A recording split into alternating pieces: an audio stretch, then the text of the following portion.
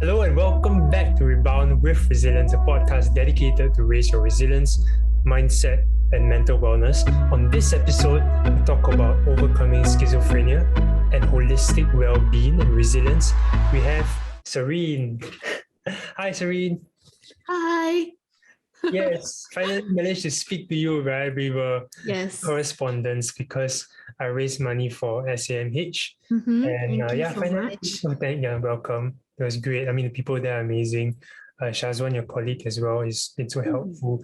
And he referred me to you, specifically because he told me that you might fit a profile we're trying to feature in this podcast. Yeah. So maybe let me give the audience a quick introduction and rundown of the overview before we begin. Serene, of course, if you haven't heard of Singapore Association for Mental Health, SAMH, they're dedicated to improving lives of people with mental health conditions through reintegration, rehabilitation. They have multiple centers around Singapore, and they also run programs and events with stakeholders, with partners to improve resilience in the community. Okay, and Serene specifically, she's a program specialist in SAMH Creative Mindset Hub. Right, so she designs, she evaluates, she facilitates creative programs as part of her work in education, prevention, and rehabilitation. She also works actively with partners to collaborate on projects that promote individual and community well-being. And lastly, she specializes in trauma-informed care training. And I like this, assisted to set up SAMH Creative SAY, a neighbourhood youth wellness center located in Marsiling. Like it. Yes. It must have been tough work to set up a center. Yeah, I guess so. But not that tough with a team. Yeah. And sure. I'm not the lead, so. Okay, we'll talk about that in a bit. I think that was also part of your recovery journey as well. But today's outline is very straightforward. We are going to talk about a personal look into schizophrenia, something that's a very rare mental health condition. Deserves some attention.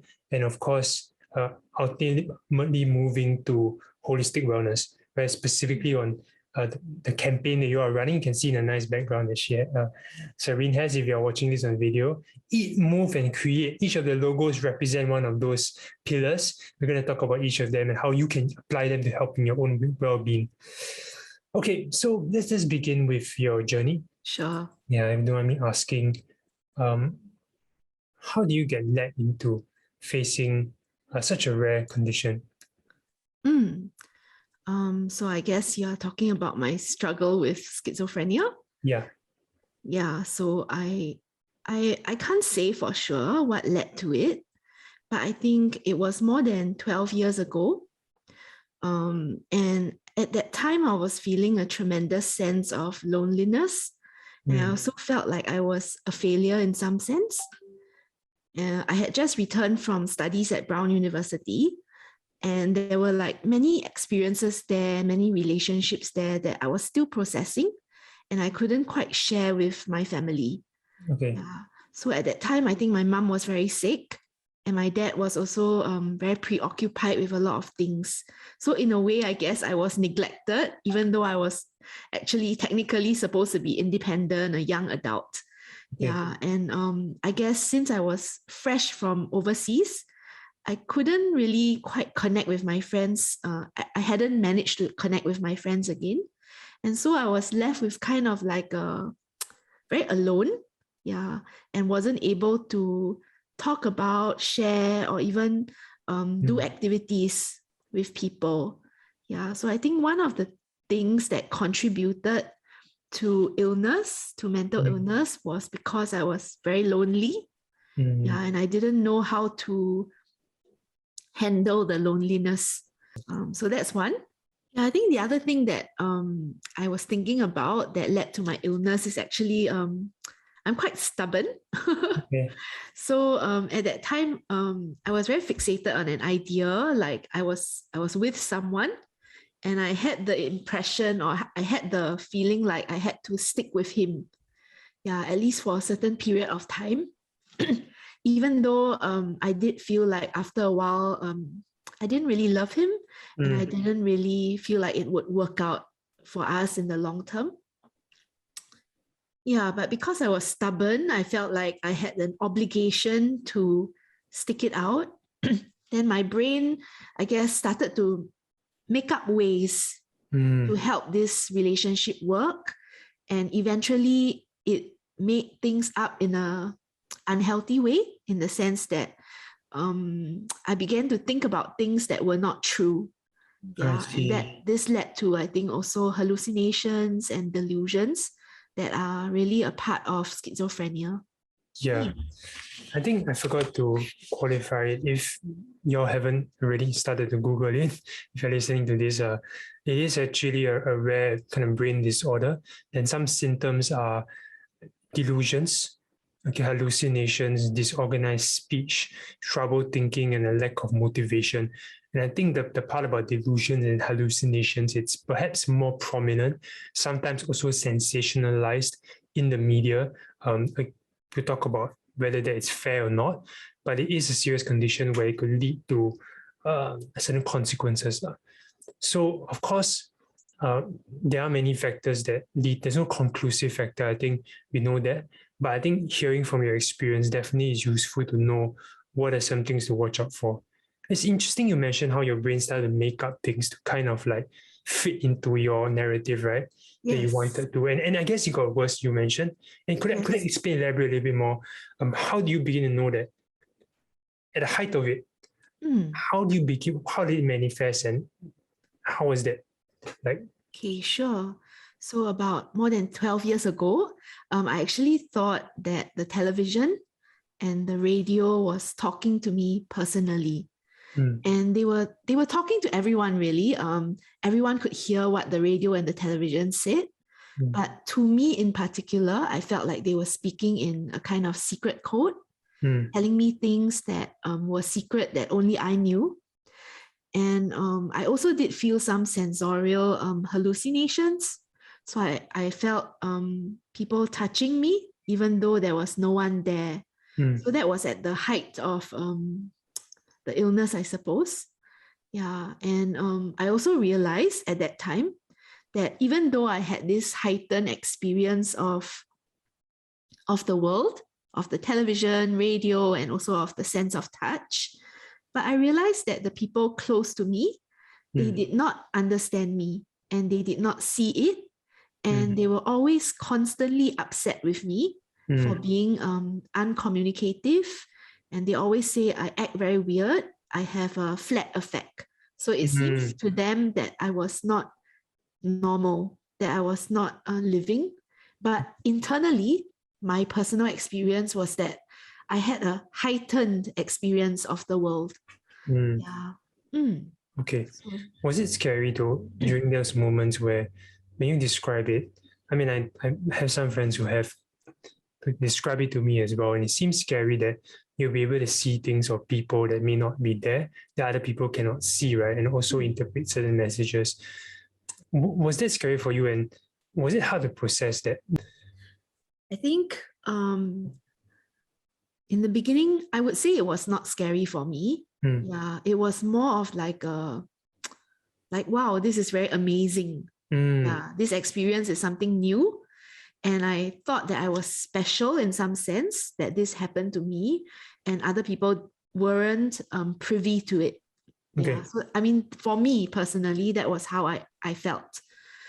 And so when I felt like the television and the radio were talking to me, I thought, yeah, it's a bit strange, right? Like, how can that be? How can something so generic and public be talking to me individually?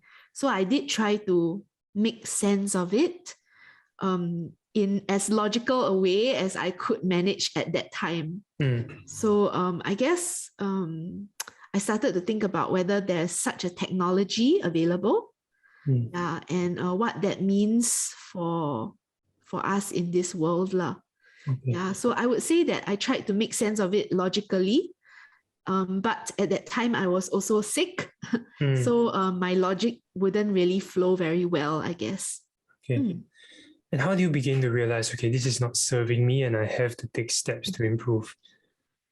Yeah, so the honest truth is that I very much enjoyed the hallucinations and delusions. I did not, this is the first time I'm hearing. And it was an imaginary world that was pleasant. Yeah. But I think what made me decide that I have to get out of it, and what made me decide that I have to take my medication regularly, is a desire to be connected to my father again. Yeah. So my father, my dad, he has been the closest person to me in all my life. Yeah. So I consider him not just my closest relation, but he's also kind of like my closest friend ever since I was young. And I felt like he was always there for me. He always understood me. Yeah. But when this imaginary world, when this schizophrenia happened, I realized that we became in two different worlds. And no matter how hard I try to explain, no matter how hard I try to get him to understand what I'm experiencing, he's in another world. Yeah, and he cannot be in the same world as me. Okay. So the honest truth is that when I first started to recover and heal, the inspiration was actually I wanted to be in the same world as my dad. And so even though the schizophrenic world was very pleasant, I was prepared to leave it, and I was prepared to just take the plunge and take medication, so that I can connect and communicate with my dad again in a way that he can understand me. Okay. Slightly off topic a little bit, but are you aware, I mean, you're not perfectly fine, you can skip this, but are you aware of the chemical basis of that, at least to some degree? Like, why would it be that you face certain challenges and after taking medication, it helps with stopping that? Is it electrical impulses that are more pronounced in certain areas? I'm not very familiar with this. Sure. Yeah, but I heard something like there are certain chemical imbalances. So I think for me is, I can't remember the name of the chemical for now. Sure. I think maybe serotonin. Yeah. So maybe I had a lack of serotonin. Sure. Yeah. And so the medication helped me to balance out a bit so that I could function better. Yeah. Okay. Last question before we talk about your role in SAMH, eventually finding friends as well. Of course, after connecting with your dad, you also connected with the community. But before that, just one question. Schizophrenia is sometimes painted as a dangerous condition, some even associated with murder or very grave acts. Do you think that's a fair representation? Personally, I don't think so. Yeah, I know that there has been a lot of crimes or certain newspaper articles that share about how certain people who were aggressive, who do extreme acts, they have schizophrenia. But personally, I am a strong proponent, and I do not believe that schizophrenia makes us any more violent or aggressive than we were before the illness. Yeah. How I like to think about this is that I feel that everyone has a breaking point. Yeah. So you, me, everyone, even the most calm, the most passive, the most gentle person, they also have something that will break them. Like, for example, maybe they are wanting to protect their family, or they're wanting to save someone who is very important to them. Yeah. And in the normal world, when we are lucid, when we are kind of like balanced-minded, when we are able to manage our stress, all these things don't come up, meaning that we are not pushed to our breaking point every single day. See. Yeah.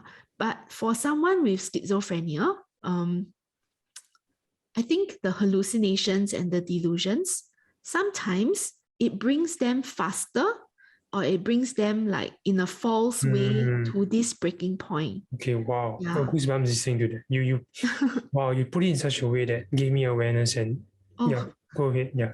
Yeah. But even though sometimes we may be pushed to this breaking point faster, even then, every single person is different.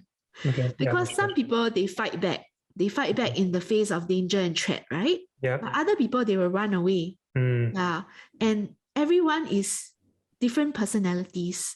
And even people living with schizophrenia, they also have different personalities, and not everyone is inclined to extreme acts. Sometimes, in fact, they suffer a lot more because other people are being extreme to them. Sure. Makes sense.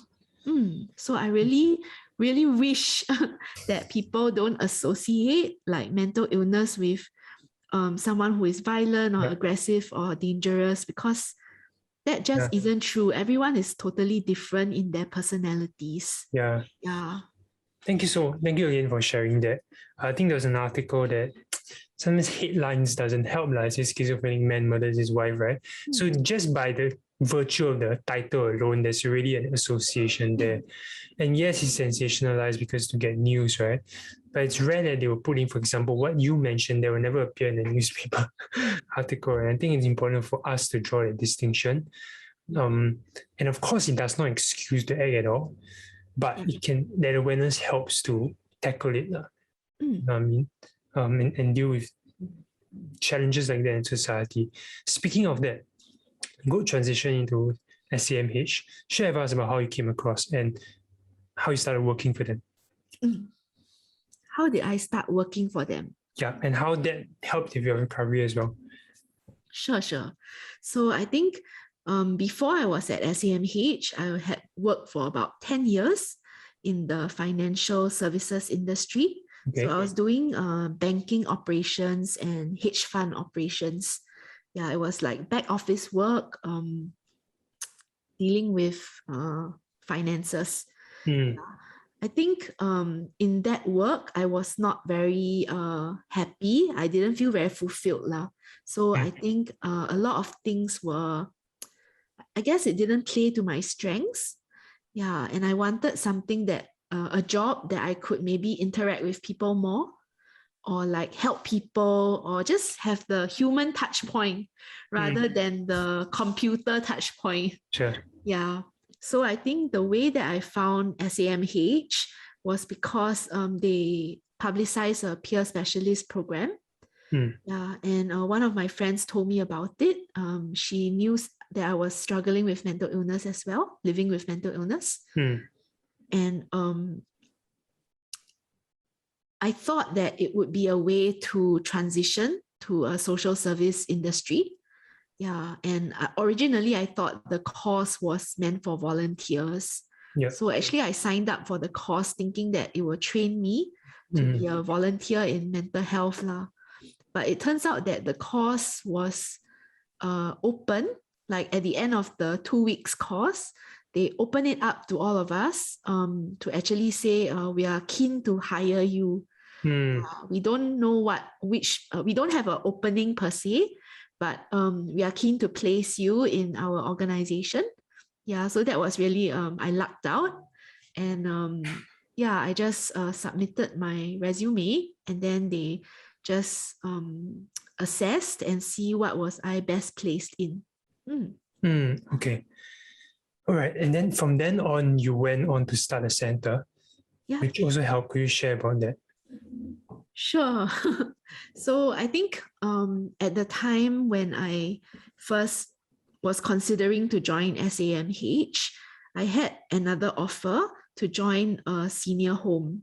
Yeah. And so I spoke honestly to SAMH HR, and I told them like, do you have a decision yet? Or like, what am I supposed to do in SAMH? And they told me that they are keen to bring me on to set up a youth center, a creative youth center in Marsiling. And for me, that was really exciting. So I think that kind of helped me make my decision and say, yeah, that would be amazing. That would be such an adventure. Yeah, so that's why I took the job. Yeah, and then I think setting up the center is a journey. Number one, I have to say that I'm not the leader, obviously. I'm supporting my boss, the assistant director, to actually set up the center. I think there are many different things involved here. So number one, the big thing was that the work was an intervention for me in my mental health. It did help me grow. And the main thing was having a boss that I could also consider as a mentor. Yeah. So every time I met with something that was difficult, when I feel like the environment was becoming too tumultuous, I was able to go back to the mentor and share frankly what I'm experiencing, and she would have words of wisdom to tell me like keep on the same road and keep going, persevering. It's not that bad. We can continue. So I think the mentor is the first big thing that helped me. Yeah, and she was able to tell me in simple terms how to understand the situation that I'm in. Yeah, I think you also asked about how the children, the youth impacted me. I think, yeah, it was a very good experience in Marsiling. For me personally, I grew up in the East Coast and I almost never go to the north of Singapore. Yeah, so somehow I felt that when I was working in the north in Marsiling, it was a very different environment. Yeah, and I feel like my childhood was very protected, whereas the children and the youth that I was exposed to in the north, they are very street smart and they are very how to say, precocious from a young age. Yeah, so I got a different perspective about what childhood is, what parenting is, and they kind of showed me that a community is willing to not just in my own family, we take care of each other's well-being in the sense that we make sure each other is safe, we have food to eat, we have enough money to spend, all these things. But in the center, what I see as community is when people are able to share their life experiences, share what is the difficult things that they are going through, even share about their family without any embarrassment or shame. And I think that was very freeing for me. Yeah, and also very enlightening because I realized that my family doesn't really like share deep thoughts and feelings. And in a way that would have been really great. It can be very therapeutic for sure when you have people in a circle sharing their concerns, the safe space where everyone is vulnerable, right? I think it is very powerful, really feeling very empowered and also cared for, comforted. Having that sense of community is super underrated. In a fast-paced society, we don't necessarily sit down and talk about these things. So that's why I love actually SAMH work. And the center is not something we think about because centers are overseas, right? With the recovery-oriented model, they do have little centers where they go and people can just chill, right? So I think it's good we're having a good step forward, and hopefully Singapore can progress in this area. Which leads nicely into our second part of our podcast, which is the current campaign that SAMH is doing to foster a sense of community, for us to come together. Share with us more about this Eat, Move, Create campaign, how it was conceived, and why this focus. Yeah, I think the campaign was conceived more than 8 years ago. Oh, wow. And the idea was that the pioneer staff, they actually wanted to bring movement and creating into hawker centers. Yeah, because they felt that the hawker centers were where people congregate, where most people are familiar with. But it hadn't happened until this year. Yeah, and I think again, my stubbornness got use. My stubbornness has some use. And so I thought it was a great idea actually when they shared with me. And I thought that eat well, move often, and just create, they are really important components in mental health. Yeah. So I guess we had more discussions and we realized that we could change it around. We don't have to make it in the physical hawker center environment. We can do it in the form of online and on-site programs. We can share tips and tricks. We can share our own personal experiences through social media. And so that's how Eat, Move, Create came about this year. Very nice. Also in conjunction with Creative Services 10-year anniversary. So I think that's how it came about. That's nice. I appreciate your stubbornness. I mean, I resonate with that. Sometimes stubbornness is necessary to get things moving, right? So yeah, let's talk about each of these factors. In this podcast, we talk a lot about mental resilience, but I think we hardly talk about other aspects of it. Physical, like you mentioned, creativity, also movement as well. So let's talk about each of these things and, give some practical tips for audience to think about and possibly consider going for your campaign. Let's start with diet. How does diet affect mental health? Yeah, is there any research, any personal studies that you can share? So yeah, definitely diet affects. I think I like to go back to this Chinese saying, if you don't mind. It says 话从口出，病从口入, right? Which means that whatever we say comes out from our mouth, but whatever illness is from what we put in our mouth. Something like that. Yeah, so illness does come through the mouth, whatever we consume, whatever we eat lah. Yeah, so some of the, I guess, things that personally I think about is that I research, and people have also told me that eating too much sweet things can maybe, of course, cause diabetes, but also it can cause us to have less focus and also lose concentration and memory. Yeah, so it's very important to have a not so sweet diet, not overly sweet, to enable us to be able to concentrate well and to have good memory. Yeah, sugar wreaks havoc on the body. People don't know this enough. It really does. You just go do a quick Google and search. I don't go into the details now, but if you just do a quick search on the effect of excess sugar in your body, you understand. And it's very simple. It's not complex sugar anymore, right? Complex carbo. Now it's very simple. It's like just glucose. And because of that, it absorbs in your bloodstream really fast and causes a lot of challenges. So you might want to look that up, but yeah, just carry on. Yeah, so that's one. The other one is probiotics. So probiotics is good for your gut health, right? So I personally realized that I need a lot of like yogurts, like probiotic things that help me improve my intestinal or gut health. And that really helps me feel clear-minded and helps my brain somehow work better. I don't really know the science behind it, but I'm sure I know the science. I know the science behind it. Let me show it. Not really sure, but let me share with people why is it the case. Like if you just again do a quick search, right?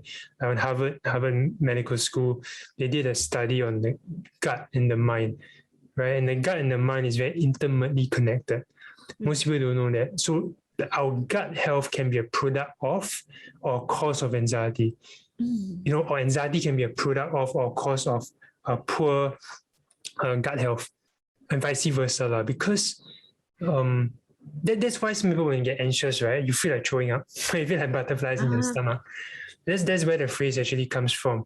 And having a good gut, like you mentioned, probiotics, ensuring that there's not too much saturated fat, there's not too much, like you said, sugar, actually helps your gut to function properly, digestion to function properly as well, and in turn really help with your focus, your energy, your mind.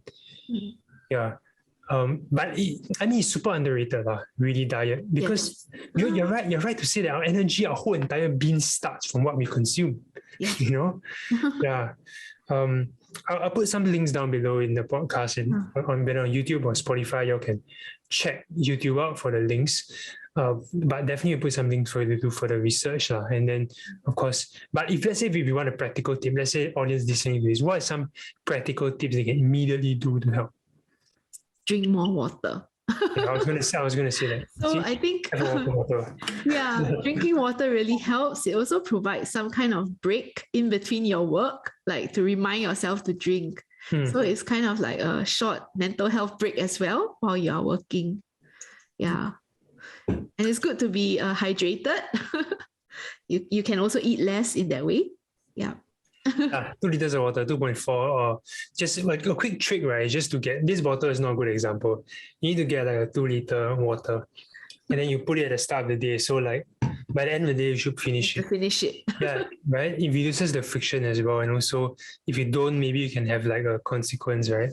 Something. Maybe transfer $10 to Serene or something. Or transfer $10 to SM. Yeah, so okay. that's a really good tip you all can take back.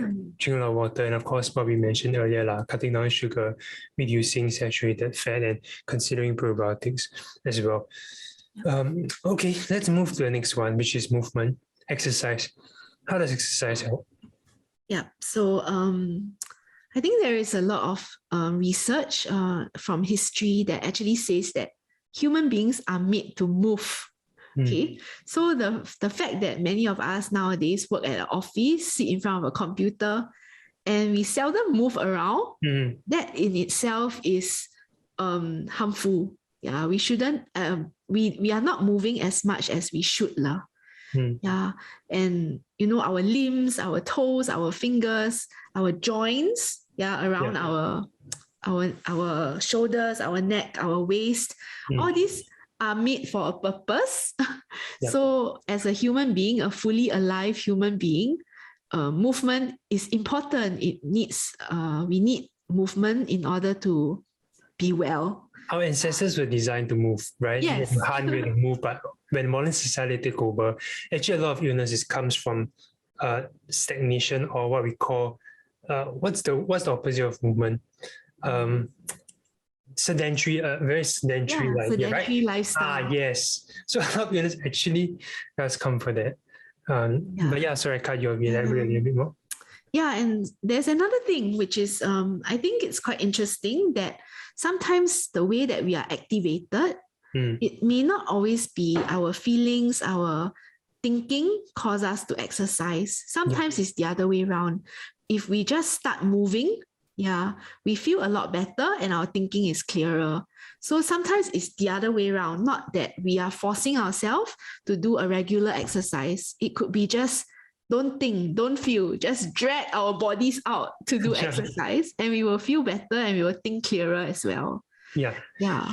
I think there's research that you mentioned about like when you smile, then you feel better all of a sudden, right? Because that's true. Because people think that you must feel something to act, but when you act, you can also feel, and it's interdependence. That's why also when you don't feel like exercising, but just discipline, go and run, you actually feel better after that. Yeah. And it's powerful because that's helped me a lot as well.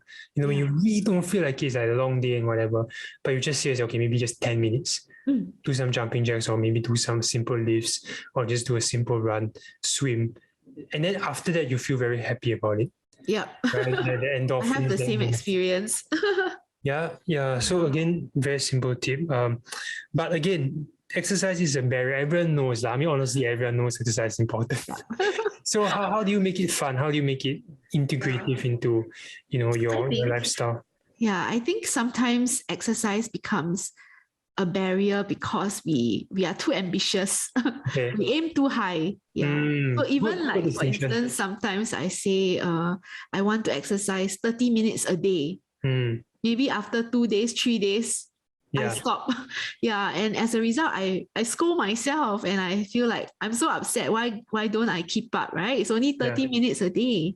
Yeah, but I think one person has advised me, and I feel like it's a good advice. It says that, don't focus on the exercise. Focus on the enjoyment and relaxation. So like exercise, in a way, it is enjoyment and relaxation. So like when you go for outdoor walk, it is enjoyment, it is relaxation. Or like if you sit at the computer and you want to stretch, right? Or you want to take a deep breath. I love that outburst of enthusiasm, sorry. You just all of a sudden you're enthusiastic there. That's good. It's very contagious. I feel like exercising now. So it doesn't take 30 minutes. Sometimes it can just take 5 seconds. Like doing a stretch like that. And it really opens yourself up. You feel relaxed, even when you're at your desk. So I feel that it's true. We just focus on relaxation and enjoyment in our exercises lah. And can do breathing, can do joint exercises, can do body rotations. And all these are simple things, but it does keep your body moving. Okay. Oh, nice. Okay. So there's one more thing, if I could add. Sure. It's quite interesting, I find, which is it's about balance. Our right side and left side. Very frequently, we have one dominant side. So for me, it's my right side. And then my left side feels very like limp Limit, or yeah, like yeah. cannot really control very well. Okay. So the example that the advice someone has given me is really that, for example, maybe I can practice brushing my teeth with my left hand. Yeah. Or instead of using my right foot to step first, Yeah. I can intentionally use my Oh. left foot to step first. Oh, that's a nice So tip. yeah, that is very interesting. And it helps me personally when I try it. So you can try it also. Okay, I will. Yeah. Yeah, I'll use my left hand in gesture now instead of my right. Okay, finally we come to creating. Creating is very interesting, right? I think creativity, people, when we were young and grew up, we think creativity is just about the arts, right? It's just about singing, for example, that's arts and science. But honestly, creating just means creativity. Yes. Right now, what we are doing is we are creating content, right? It's a form of creativity. Yeah. So explain, what does that mean? And what are some forms of creation that people can do? Okay. I think for me, creating is really about freedom and expression. And creating is actually, I feel, is an innate desire and also an innate ability of every human being. It's a way of kind of bringing ourselves, putting ourselves in this world, offering up something to this world and interacting with this world. I love the way you put it. For example, like commuting to work, right? So a person can be very sian and like, oh, I'm so like a robot doing the commute like a robot. Then they are not creating, right? But they can be creative while they are commuting as well. So for example, they can think about how many different routes there are to the same place. They can try a different route. They can, for example, go with a different person and have a conversation along the way. Or they can even like create simple activities with themselves, like spot the number of people who wear red on my commute on the MRT. Try to name and recognize all the different trees along the way on the road. So all these things really spark ourselves to create and to be engaged in the world.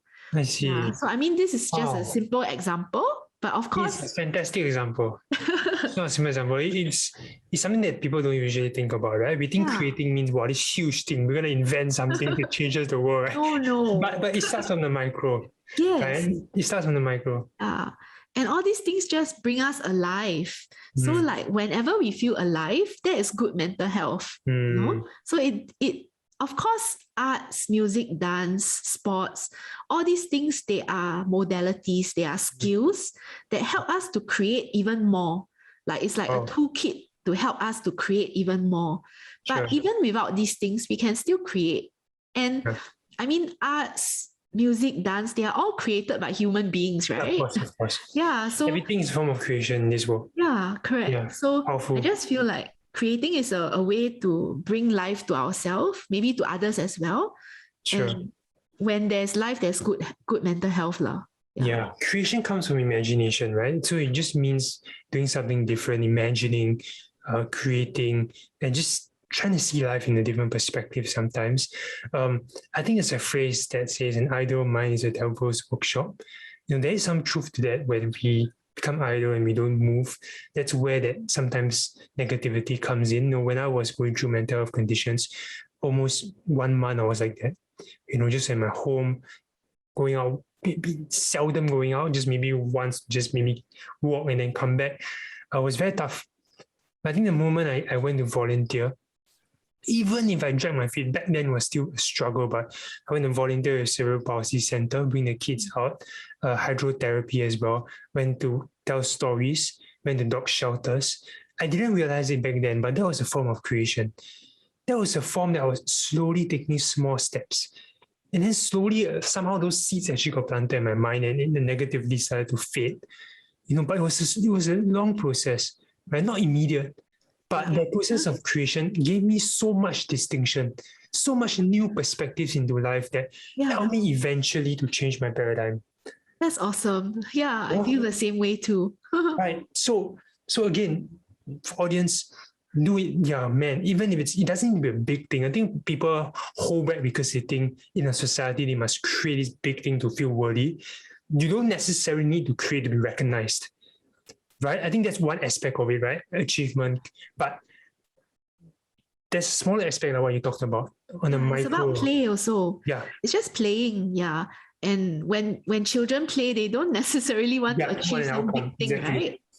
Yeah. So think about this. Wow, this is a great way to end this podcast as well. I think we talked about these 3 factors. I'll keep it short so that you guys, if you're interested, you can go and check out more about their campaign and the work that they're doing. I'm not sure when this podcast will be released, so you got to look at the schedule. But this campaign lasts until when, sorry?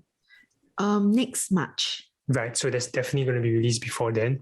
Check out the upcoming events. Give me a simple promotion on why people should come for the events and what do they stand to gain. Okay. I hope all of you will join our campaign. Yeah, try out for yourself why eat well, move often, and just create.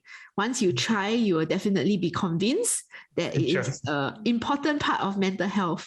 So I think also part of the campaign is really being part of the community of SAMH, the community of Singapore. Yeah, so really hope that you can join us, and also please take care of your mental health. Give me one example of each that you all do so that people get an idea. You organize runs. Yeah, you'll have like art therapy for people to create little works of art. Yeah. So for eating, we do invite some nutritionists and dietitians to give talks and also to share in a more interactive way. Yeah, we also do art activities. Yeah, so like we share about comfort food and how comfort food is really actually not about unhealthy food. Comfort food is valid. It's also about self-care. But the thing that we need to distinguish is that it should be self-care and not self-indulgence. Yeah. And then for moving, we have a lot. So we have like Zumba, we have dance, and we also have some volunteers from Move Academy. They teach about ergonomics and mobility. They teach about kin stretch, meaning like how do we improve our range of movement. Yeah? And then we also have create activities. So that's like arts, watercolor. It could be acrylic. It could be playing with clay. Yeah, there are really a lot of activities that you can try out. Very nice. I really hope you can join us. You get to make new friends as well. Yes. Yeah, that's one thing, right? So really, I mean, y'all might have a bit of hesitancy. Singaporeans always are hesitant to try new things. Just give it a shot. Just sign up. It's a virtual anyway, and just give it a shot and make new friends, and you never know what it could lead to. Yeah, so I hope this inspires you to take action. Last message, Serene, for Singaporeans for mental health in Singapore. What do you hope for? I think I just hope everyone to stay well. Yeah, stay well in your health. Sure. And I hope everyone has someone to talk to be with. Yeah. So whenever you have an issue, whenever you feel difficult feelings, I hope you have someone that you can turn to talk to about and to help you get through the tough times. Yeah. Thank you so much once again, Serene, for this time you spent with us. Thanks, Kevin. Yeah, I'm looking forward to working with SAMH in the future as well. Okay, check them out. Okay, with that, we'll see you all. Stay resilient, stay happy and well, like Serene mentioned. And we'll see you on the next episode. Don't forget to share this as well. Okay, bye-bye. Bye-bye.